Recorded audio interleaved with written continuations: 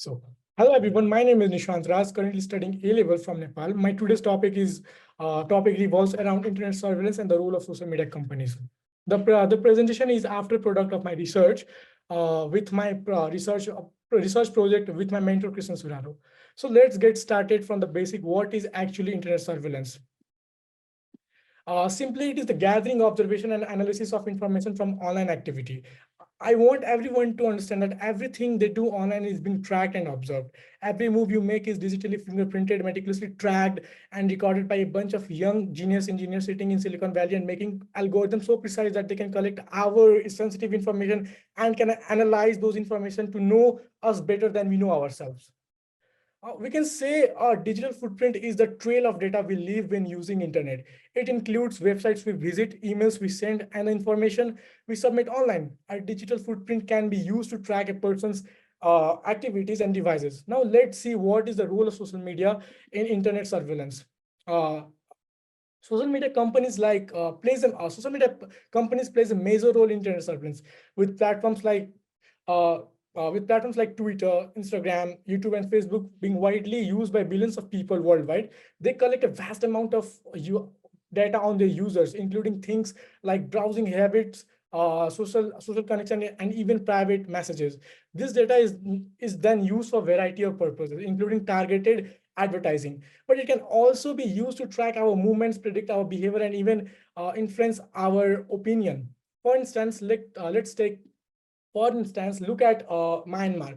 Facebook, the dominant platform there, became a breeding ground for misinformation and hate speech. Military actors and nationalist groups use Facebook to spread false narratives about religious minorities, stoking tensions uh, and ultimately contributing to real world violence. So, why do they do?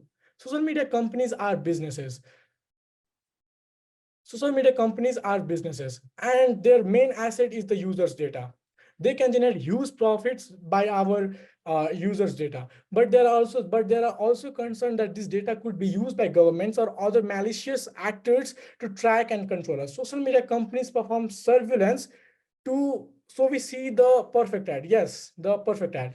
Imagine you're hanging out with a friend online. You post a picture. They tag you in a funny meme, and you connect on their and you comment on their last adventure. This back and forth creates a digital record, a kind of digital footprint. Social media surveillance take that footprint and turns into a tool for observation. Here is here is how it works according to Trotter and Lyons. Trotter and Lyon included five overviews of social media surveillance. Number one being collaborative identify construction, which means we build each of the profiles. When you tag someone in a photo or comment in their post, you're adding a piece by to their online puzzle. It's like collaborating on a digital biography. And guess what? We all do it. We monitor what people say about us, about our friends, constantly shaping our online identities. Number two is all about social media. Is that social media enable the monitoring of individuals and networks, which means that social media makes it easy to see who you are connected to. It's all about network. It maps our social circles, revealing who you talk to, who you know, and who follows you. It's like a digital web, and surveillance can track the connection you have in this world, in this digital world. Number three, social media surveillance makes use of social ties that are visible, measurable, and searchable. Okay, let me explain these hefty words. It's like they see what you see. Social media platforms are constantly changing. The new feature that and trends popping up all the time, surveillance has to adapt to, figuring it out how to monitor this ever-evolving landscape of information. Number four, social media surveillance is confronted with continuously changing interfaces and contents. They are just more than likes. A single comment or single like might not seem like much, but put it all together. Your posts, your friends post, the groups you join, and it creates a detailed profile. This profile can be used to understand your interest, belief, and even predict your behavior. Number five, this is the last one and the most important one. So social media surveillance is surveillance of profiles that hold information from many different social contexts, that is social convergence. So let me explain it. Imagine all the information we talked about, your social circles, your posts, your likes, coming together to paint a complete picture of your online identity. That is social convergence. It's the idea that social media surveillance is not just looking at one piece of data. It's looking at everything you to understand you who you are in the digital world. The main agenda for social media company to conduct surveillance is that we get the perfect ad whenever we open their application. Here are the way how we get the perfect ad, and that is called tailored advertising. Ever felt like social media ads are just reading our mind? Well, they're kind of. That's because social media advertising personalization. Imagine you're scrolling through your feed and see an ad for those cool sneakers you were just checking out online. That's not a coincidence. That's here's the lowdown. The first one, user data collection. They know our stuff. That is from data collection. Social media platforms collect information about us, about you, like that you follow, the pages you follow, the things you click on, and even you where you live. The second one, segmentation. It's like grouping people. After collecting the data, based on this data, they group people with similar interests together. Like if you love sports, you might be put into a sports fan group in their server. Ads that are changed is called dynamic ad content. That's the third point. Then they use this grouping to show you specific ads. So the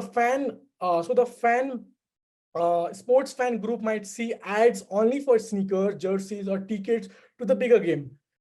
So, and the fourth one are retargeting metrics and analytics. So let's talk about retargeting. Ever browsed something online and then kept seeing ads everywhere? That's retargeting. This remind of you things you might be interested in, and followed by metrics analytics. It's like keeping track. They track how well these ads do to see how it works and what doesn't. It's like playing a game and keeping score. For the fifth one is the lookalike audiences. It's like finding similar people. The algorithms are so precisely defined that they can even find similar people to those who already like their stuff. It's like finding a friend of a friend who might be interested too. And the fifth one is frequency capping, and it's about no one wants to see the same ad a million times, right? So they limit how often you see each one of the ads on a particular content. And the last one is location-based targeting and A/B targeting. Let me talk about location-based targeting. It's about right place and right time. Sometimes they use your location to show you relevant ad. Like seeing a restaurant, and if you're walking around hungry, that's come under location-based targeting. And the last one is A/B testing. It's the heat and trial method. It's kind of a heat and trial method. They also test different versions of ads to see which one works the best. It's like showing you two different outfits and which one you like the more. So that was all about, so that's social media advertising personalization in a nutshell. It's a way for social media companies to show ads that are more likely to be interested in. Social media, as we talked about user data collection, segmentation, and location-based targeting and A/B testing.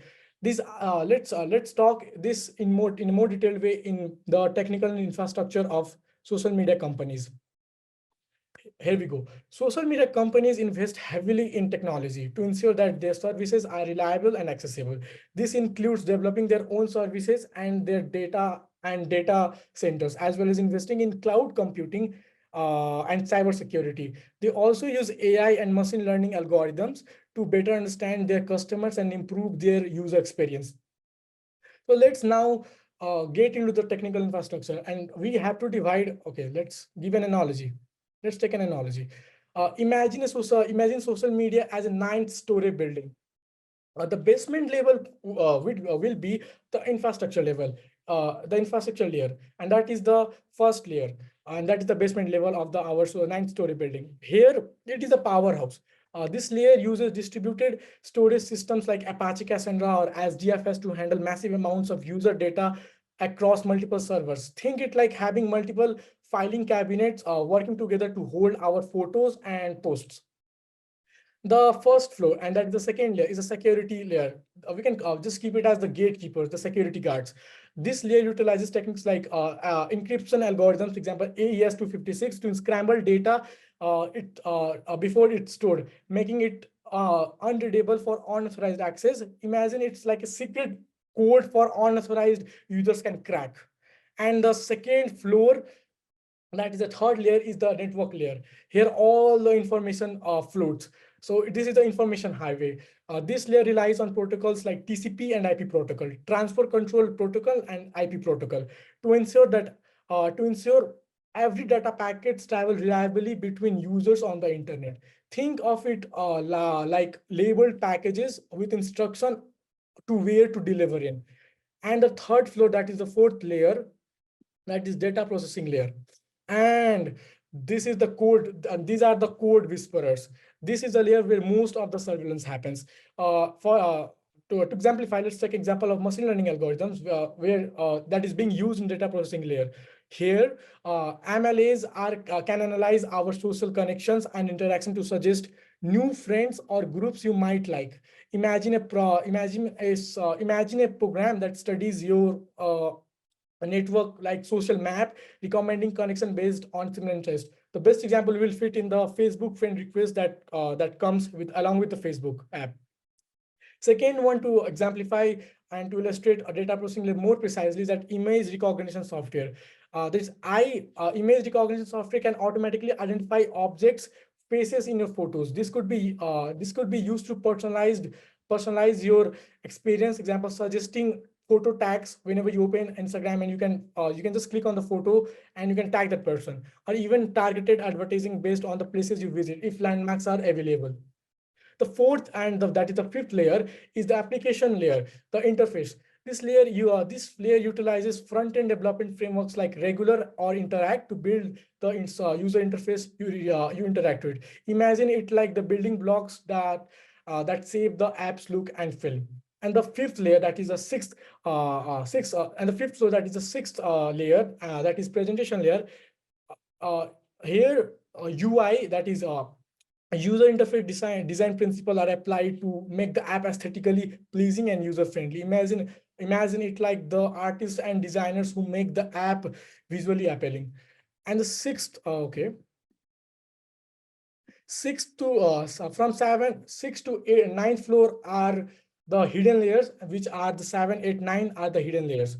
So the notification layer is the layer which pushes notification services like Firebase, cloud messaging, and to send alerts to our phone in real time. To exemplify, it's like a digital messenger that taps you on a soldier when you have a new message. The eighth layer, that is the seventh floor of the building, is the integration layer.